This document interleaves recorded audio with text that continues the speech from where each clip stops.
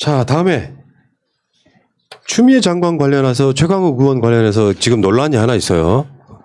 이걸 논란이라고 하는지 난 도저히 이해가 안 갑니다. 예를 들어서 추미애 장관 입장문이 가안이 나오기 전에 미리 유출됐다. 그게 최강욱 의원이 페이스북에 그걸 올리면서 마치 최강욱 의원이 지금 민주당 쪽에 무슨 최순실이다 이렇게 프레임을 가도 뭐 이런 황당한 소리가 다 있습니까? 미리 좀 알면 안 될까요? 말하자면 법무부가 가안을 만들어서 장관한테 올리기 전에 이제 여권 인사들한테 일부를 보냈다고 하는 거거든요. 나는 그게 잘못된 행위라고 생각하지 않아요. 그러면 민주당 국회의원 출신을 왜 장관으로 뽑습니까? 정부의 상황을 책임져 있는 사람이 뭐 예를 들면 자문을 받기 위해서라도 정치인들과 교류하는 게 나빠요? 근데 실제로 그 내용 보면은 추미애 장관이 쓴 거 보면은 추미애 장관이 보내준 것도 아니야. 네. 내용적으로 보면. 근데 추미애 장관이 최강욱 의원한테 직접 보냈다 이런 식으로 계속 프레임 만들어가지고 지금 최강욱은 여권에 뭐 최순실이다 이렇게 이것도 프레임이라는 것도 뭔가 좀 가당키를 해야죠. 이것도 진짜 너무 얕은 수작을 부리는 거고요. 비선실세 최강욱 대표가 법무부의 비선실세다 뭐 지금 이런 식으로 얘기를 하려고 하는 건데 비선실세가 뭡니까? 비선실세면요. 이 사람이 모든 걸 다 결정을 하고요. 전달을 해주는 입장이 돼야 돼요. 그러니까 최강욱 대표가 모든 걸 결정하고 이것을 추미애 장관한테 전달하면 추미애 장관이 앵무새처럼 떠들고 이러면 최강욱이 비선실세가 되겠죠. 원래 최순실이 그랬잖아. 최순실이 결정하고 박근혜가 떠들고 이렇게 했던 거잖아. 그런데 어떻게 최강욱 대표가 니네가 한 얘기대로 봐봐. 추미애 장관이 최강욱 대표한테 뭐 카톡을 문자를 보냈다며. 그 니네들 워딩이야. 이쪽에서 이쪽으로 전달이 되면 이쪽이 비선실세가 될 수가 없는 거예요. 최강욱 대표가 비선실세면 여기서 저쪽으로 전달해야죠. 내가 만들어서 그대로 하게끔 해야지. 그렇지. 왜 내가 전달을 봐도 해줘야 될 입장인데 앞뒤가 하나도 안 맞는 얘기고요. 그리고 얘네가 지금 하는 말이 수명자라는 단어를 사용을 했다 이거예요. 수명자라는 단어를 사용을 했기 때문에 이건 최강욱이 쓴 글이다 이렇게 얘기를 하는데 이게 이 수명자라는 이 개념, 이 용어를요, 최강욱 대표가 씁니까? 이거 그러면 제가 추미애 장관 이거 법무부 입장 있잖아요. 제가 작성했어요. 왜냐면 나도 이 말 쓰거든요. 네. 수명자는 명령을 받은 사람, 수범자는 규범의 적용을 받는 사람. 그냥 법적인 법률 용어야. 당연히 법률가가 법률 용어를 쓰지. 이거 썼다고 최강욱이다? 말도 안 되는 얘기죠. 자, 추미애 장관의 입장 한번 볼게요. 대검에서 온 제가 작성한 글에 이상한 의문을 자꾸 제기하시는데 명확하게 해드리겠습니다. 대검에서 온 건의문이라고 제게 보고된 시각은 오후 6시 22분이었습니다. 저는 6시 40분에 저의 지시와 다르다는 취지의 문안을 작성해 카톡으로 보냈고 수사팀을 포함한다는 대검의 대안 내용을 확인한 후 좀 더 저의 뜻을 명확히 하고자 7시 22분에 다시 검사장 포함 수사팀의 교체 불허에 추가 수정 문안을 보냈습니다. 저의 지시는 바로 법무부 텔방을 통해 공유되었고 제가 보낸 지시 문안 외에 법무부 간부들이 만든 별도의 메시지가 7시 39분에 들어와 제가 둘 다 좋다고 하고 공개를 지시했습니다. 때문에 통상 장관 비서실은 SNS로 전파하고 법무부 대변인실은 언론인들에게 공지를 하기에 이 건도 달리 오해할 만한 점이 없는 것입니다. 특정 의원과의 연관성 등 오보를 지속하며 신용을 훼손한다면 상응한 조치를 취할 수밖에 없음을 미리 알려드립니다. 이게 지금 이게 쉽게 표현하면 딱 그 논리죠. 아까 신민님이 정확하게 찍었는데 최강욱 의원이 만들어서 추미애 장관한테 보내면 추미애 장관이 그걸 그대로 실행하면 최순실 그 상황이에요. 근데 이게 뭐야? 요거는 지금 이게 무슨 공유하다 이런 차원을 떠나가지고 언론인들한테도 배포하고 그리고 뭐 여권에도 배포하고 이런 것들은 일종의 장관의 입장이 도대체 뭔지를 빨리 알리기 위한 방법인 것이지 최강욱 의원이 뭐 추미애 장관에게 지시하는 것 같은 뉘앙스로 프레임을 만들면 이게 먹히냐는 거예요. 추미애 장관 이런 건 되게 잘하는 것 같아요. 아닌 건 아니라고 확실히 못을 박아주잖아요. 그리고 더 주동아리 넓으면 법적 조치한다 이런 얘기 아닙니까 지금. 그러니까 이게 무슨 SNS에 이미 다 올라간 내용이고 일반에게 공개된 내용인데 마치 뭐 대단한 비밀을 지금 조 장관이 최강욱 대표한테 보낸 것처럼 얘기하는 거잖아요. 이미 공개된 사항이에요. 우리도 알고 있었던 내용이에요. 받아쓰기를 할 때 그 장관실에서 그 구조상 있잖아요. 대변인실 보면 대변인실의 소속이 누구냐 기자들이잖아요. 기자들 갔는데 그 기자에 봤던 일부 사람들이 빨리 올린 거예요, 그냥.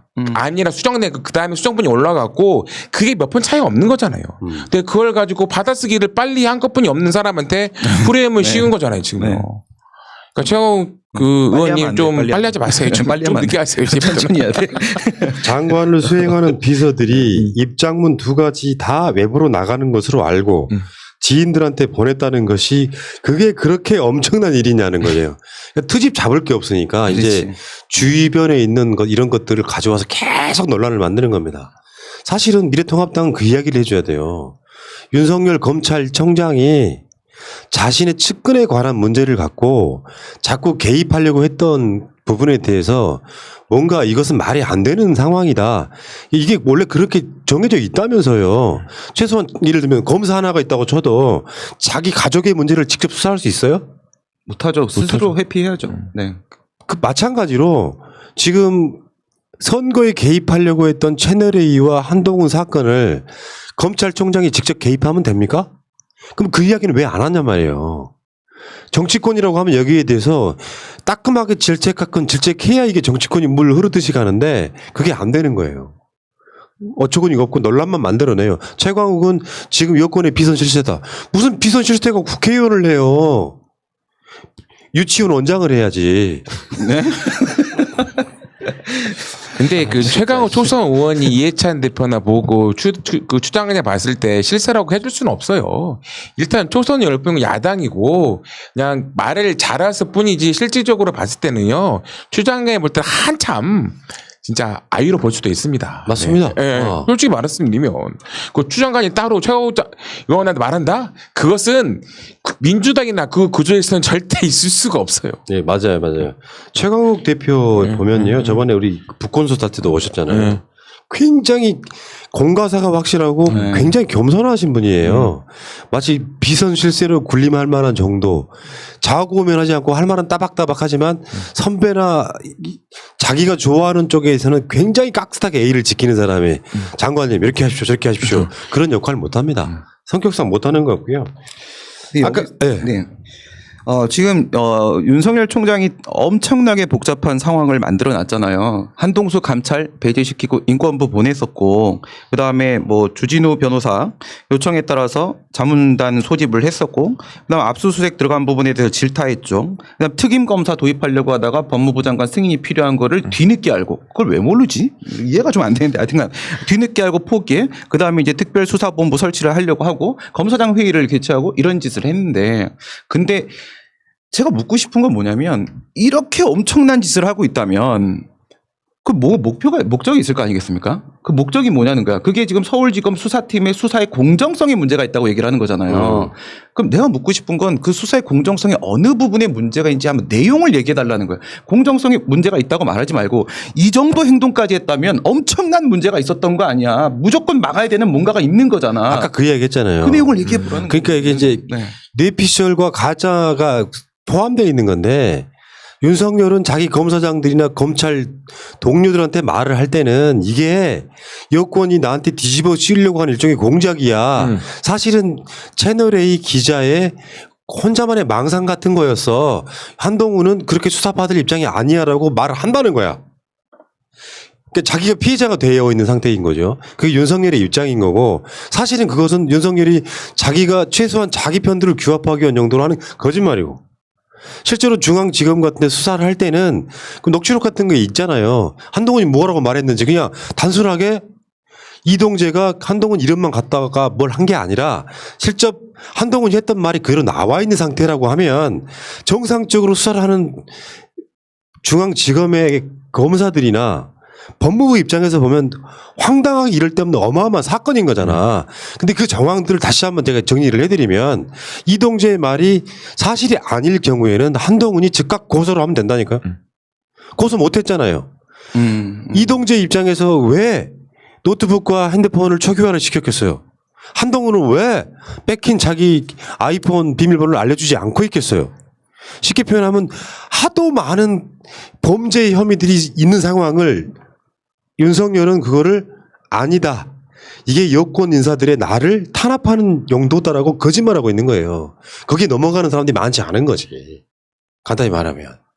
그러니까 제가 아까 그 말씀드렸던 것처럼 식물총장이 그 자리를 지키고 있으니까 검찰 개혁이 쉬워졌습니다. 입장 바꿔 생각해 보세요. 내부적으로는 저 새끼 저 짜장 같은 새끼. 실제로 그럴 사람도 있을 거 아니에요. 내부적으로 봤을 땐 윤석열 자리를 노리는 사람은 없을까요? 많죠. 윤석열 측근들이 지금 검사장으로 있는 자리 노리는 사람들은 없을까요? 그런 상황에서 권력은 인사권자한테 향할 수밖에 없어요. 출세하고 싶어하는 검사들 입장에서 내가 그 연수원 기수라는 게 있는데 내 후배보다 더 낮은 위치에 있고 싶은 사람이 누가 있습니까?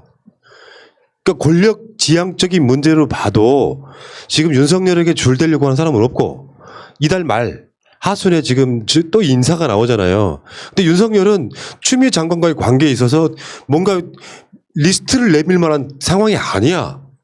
완전 배제가 될 거 아니에요. 저번에 한번 인사할 때 윤석열이 이 리스트 갖고 갔다가 까여가지고 자기 측근들 대부분 다 좌천됐던 상황이 있었죠. 근데 바로 직전에 이렇게 대들었는데 추미애 장관이 그걸 받아줍니까? 아예 윤석열은 리스트 자체를 내밀 생각을 못 하겠죠. 윤석열하고 아무 상관없는 사람들이 실제로 법무부는 몰라요?